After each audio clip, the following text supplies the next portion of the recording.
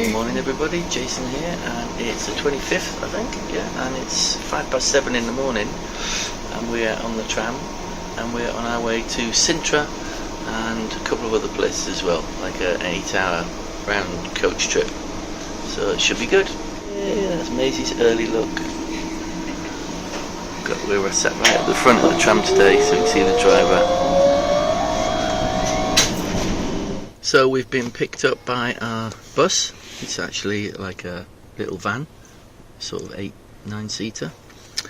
The driver's just gone to collect some more passengers. I think we might have another pickup and then we'll be off. So far so good. So we've arrived in Sintra and it is about 9:20, and as you can see it's not sunny, and I've got my fleece on, and I don't know if that's a sea fret or mist or low clouds, or I'm not quite sure, but it's been raining here. It's not raining much now, but it's not warm.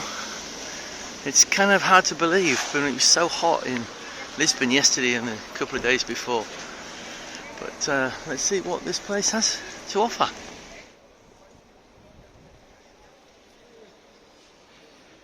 The Palacio Nacional de Sintra,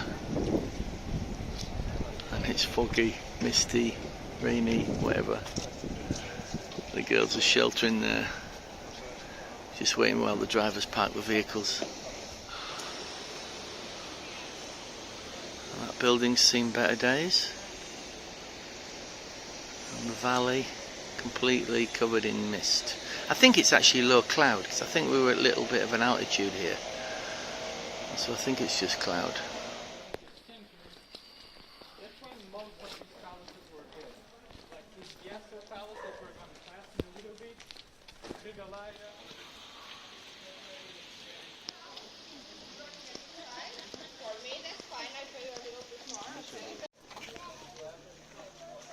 You can already see his palace, and one initiation ritual will be kind of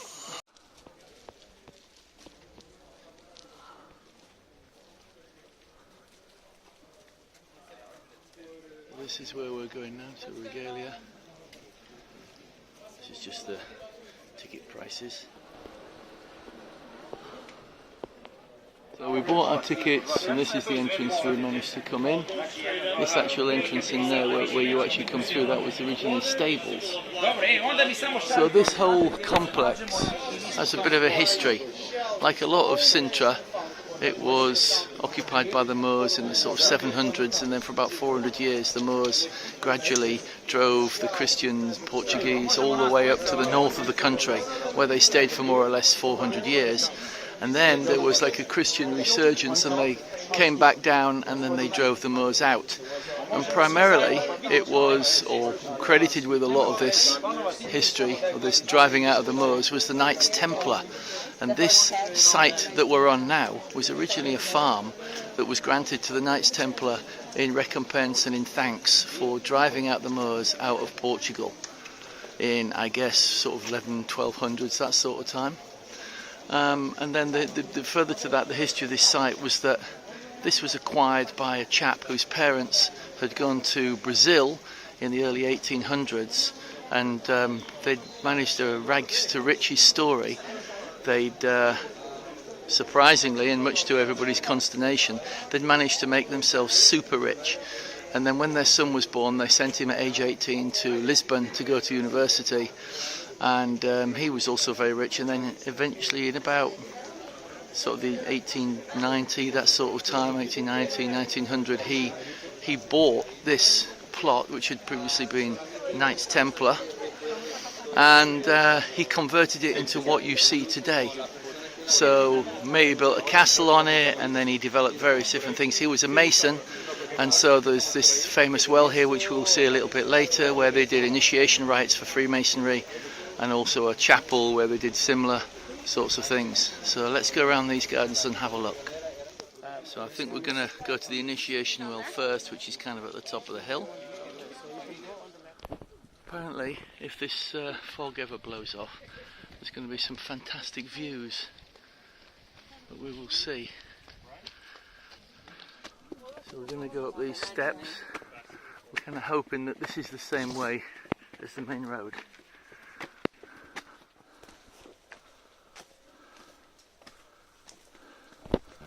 Up the airy mountain, down the rushy glen. We don't go hunting for fear of little men. So we're going to go inside the initiation well. Not sure if we ever will come out, so if you find this phone and you don't ever find us, then we're in here. Apparently there's like a spiral staircase down into the bottom, and then there's tunnels. I don't know whether we actually go down the well or just look down it.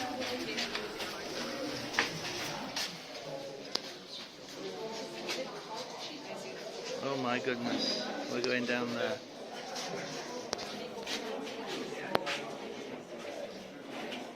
So we're at the bottom, looking all the way up. Now we have to make our way out of the tunnels, which when they did the initiations I think would probably pitch black. Maybe they had candles or something spooky like that. It's pretty cool. These tunnels were actually built before that well. That well wasn't built from the top down, it was built from these tunnels up. So these tunnels have existed for some time. And this little side tunnel has come up to another well. Not as high or as deep as the other one, but kind of cool. This is the little side tunnel which you have to bend down to go down. It's not full head height. Just imagine what it's like down here if it was dark. Now we're going down towards the eastern grotto. There's another fork back there that goes to a waterfall. I'm not sure whether we should have gone to that one or this one first, but it's kind of cool going down these tunnels. We're going downhill now.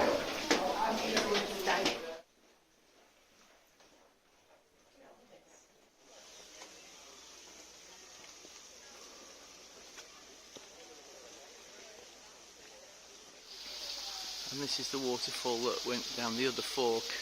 When we went down the end of that tunnel we couldn't go back in, but this is the waterfall that we missed. It actually looks pretty nice from the outside anyway. There's Moogster.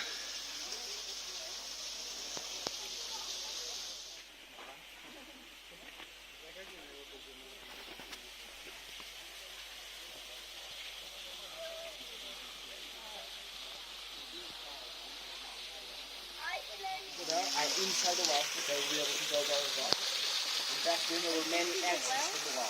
We'll go into the top and then we'll walk down into the wall.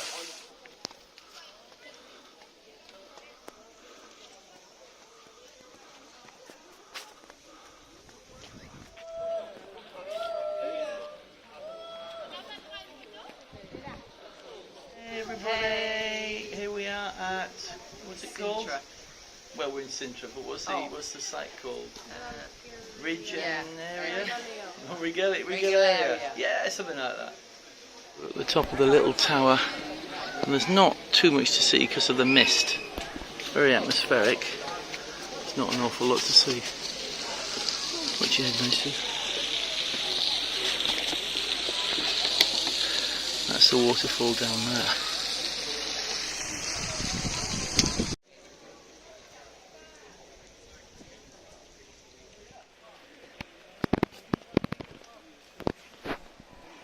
Not entirely sure where we're going. I think we're going in the right general direction. This is the three men that kind of responsible for building the buildings that are on this site now. This is Antonio Augusto de Cabello Monteiro, who was the rich Brazilian who came to Portugal, and essentially I guess it was his money and dream. And then this guy, the project manager, Luigi Manini, and this chap did a lot of the artwork, Antonio Augusto Gonçalves. Unfortunately we don't have the time to spend more time in that museum. We just had a very, very quick look round. But essentially this whole place is just a folly, one man's folly. He built it in the 19th century, or started in the 19th century, and it finished in about 1910. But it was in the style of the 16th century, because he was really fell in love with the history of Portugal architecture and the ancient sort of, I guess, history. And yeah, even all the stones that we saw at the waterfall and inside the caves and the tunnels, a lot of that wasn't naturally from this area. It was brought in to create the effect of this ancient tunnels and like fairy grottos and all that kind of stuff.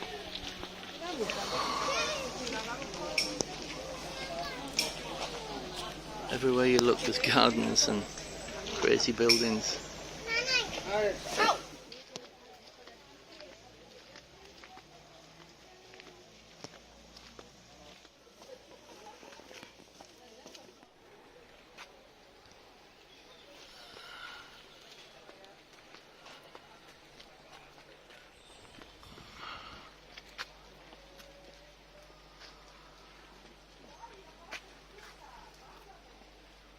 Trying to find the chapel and the mansion. I think that's the mansion there.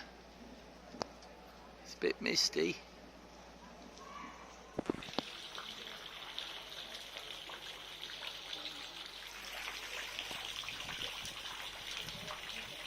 This is the capella,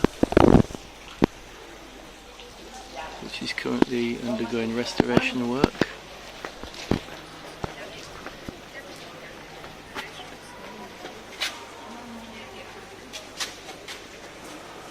Somebody working over there, restoring the fresco.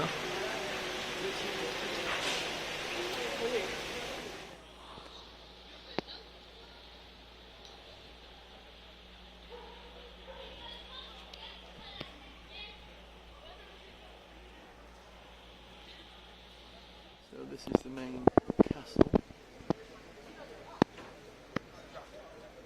This was a dining room in the style of Italian Renaissance, mosaic floor, ornate architrave. This was the main living room. This amazing wooden ceiling.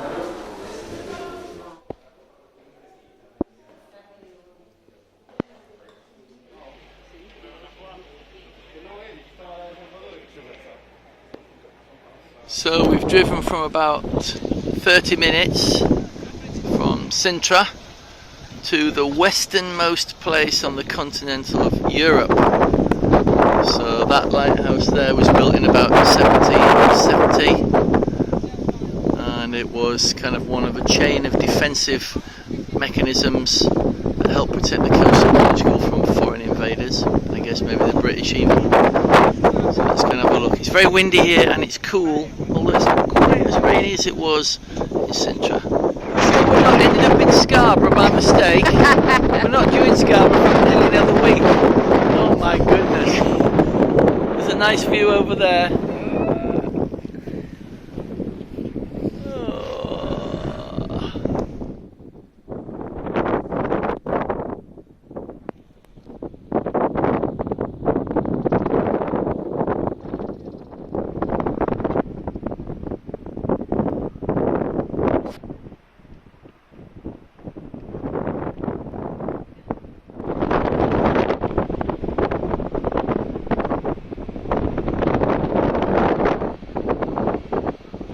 Straight out that way is the Atlantic and all the way to Washington, which is about on the same latitude as where we are now, Portugal. It's after being back from a daredevil stunt near the edge. See that sign? It says restricted area. You get fined 30 to 300 euros. I think that's probably if you fall off. Here's Kirsty and Cameron. It's really windy on this side here. This is the most westerly point, 38, 47, 9, 30.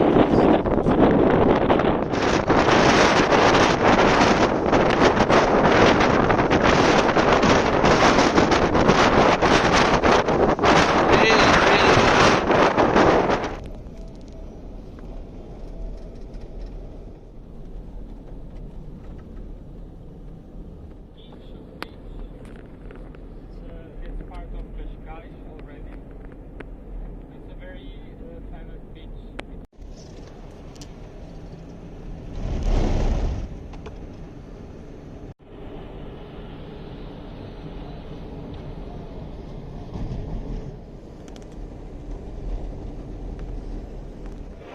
having a buffet lunch.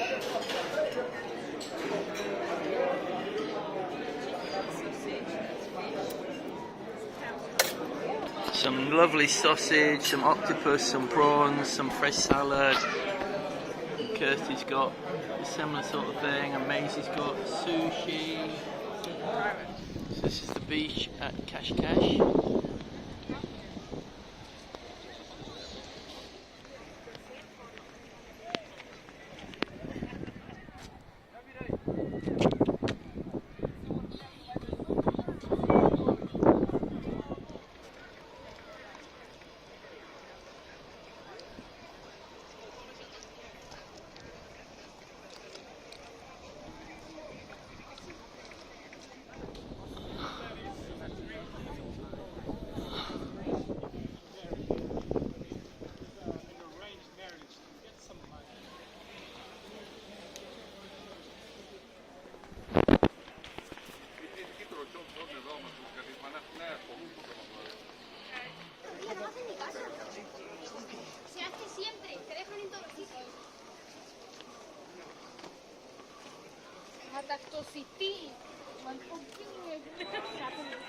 Where is he?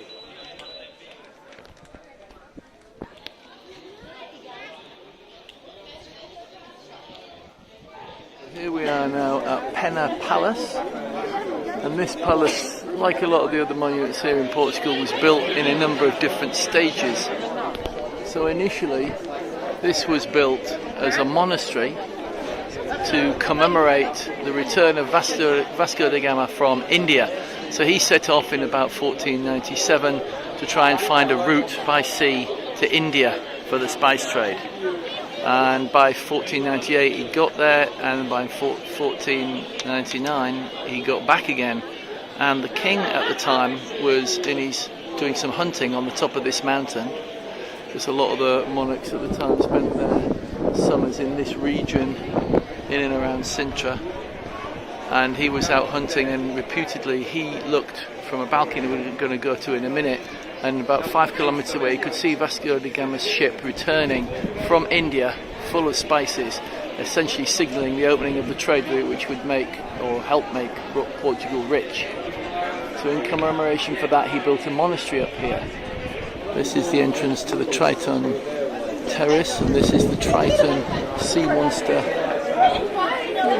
No one's really sure why they built this, but it's thought to have been a representation of the sea monster that was stopping people going around the Cape of Africa and preventing people getting to India. And so I guess when they finally managed to do it, they built this in memory. You see all the nautical themes here, you see all these corals and seashells, and then these ropes and other things, Masonic symbols, and on the other side there's the spherical navigational device that helped them get that far. It's quite intricate. Most of this modern palace, I say modern, it's not that modern, was built by King Ferdinand, who was a German and wanted to marry it into Portuguese monarchy or aristocracy. He wasn't very popular with the popular people at the time because he was a foreigner and they would have preferred to have had a Portuguese king. And so a lot of the way that he built these buildings was kind of to mollify and make the local people think that he was a little bit more Portuguese than he was. So this terrace is looking in the direction of the coast, and as you can see today it's pretty misty and you can't see anything, but normally you can see the coast and the sea. And this is where the king at the time in the end of the 15th century saw Vasco da Gama come back from India.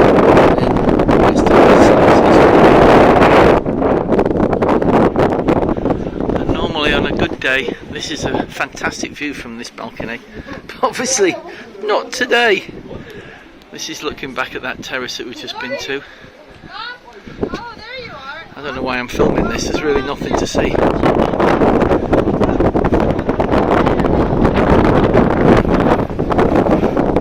What's down here? Oh my goodness. What is that? It's like the original corner of the castle or something? It's kind of weird, isn't it? Like a weird alcove.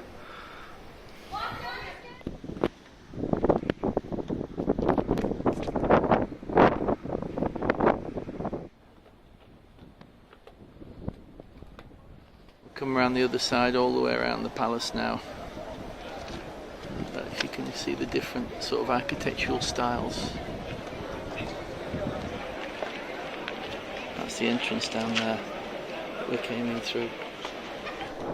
So this is going into the chapel which was part of the old monastery, one of the earliest parts of the castle area.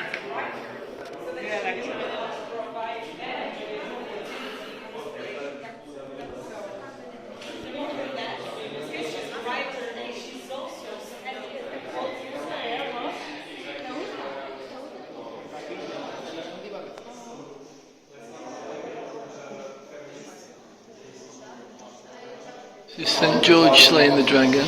That's the Virgin Mary and baby Jesus. This I think is probably Vasco da Gama, coming back from India. And then this one is King Ferdinand holding a monastery with this window.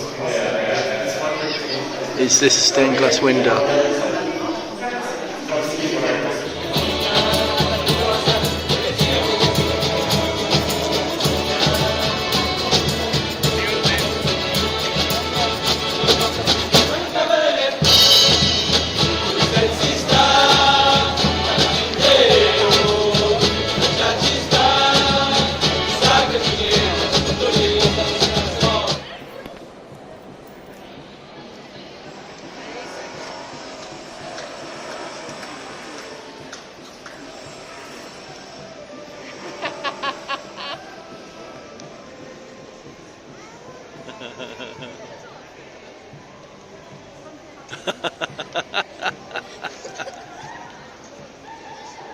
Human statue. Look at that.